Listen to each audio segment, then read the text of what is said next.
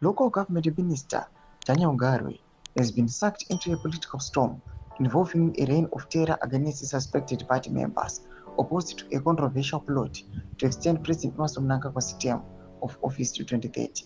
Sanapinda mashoko buda panguva achinzi reign of terror rocks ZANU-PF over 2030.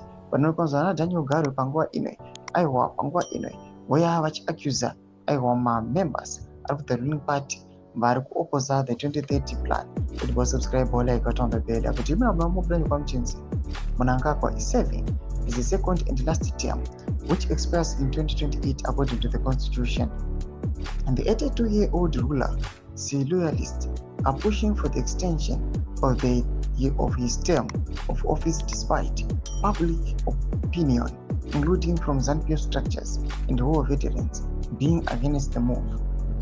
This has not deterred Mnangagwa's supporters behind the 2030 agenda, including ministers,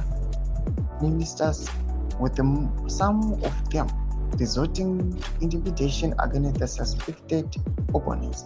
The intimidation is said to be widespread in Mashonaland East, where Garwe is the provincial chairperson.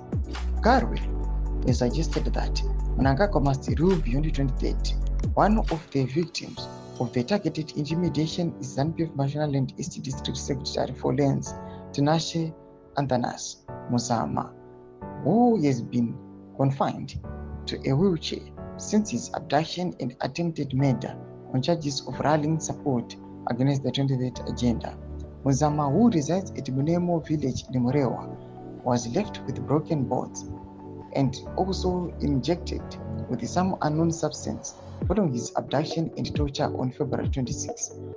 According to a police report, Muzama said his adapters Beni Wazanai Chivandire and Zakaria Chaparadza claimed to have been under instruction to discipline him over the alleged anti-2030 stance. Chivandire is the ZANU-PF Mashonaland East Provincial Deputy Secretary for Local Government. Chaparadza is the ZANU-PF Youth Chairperson for Rupangi District, Ward 10, Murewa North Constituency. The two accused persons were last in court facing abduction charges on May 21. In courts, my biggest challenge is that the police are failing to help me, Muzama said. The thugs were once arrested, including Beni, but they were later released on bail. I never knew that they were released until when I visited the courts.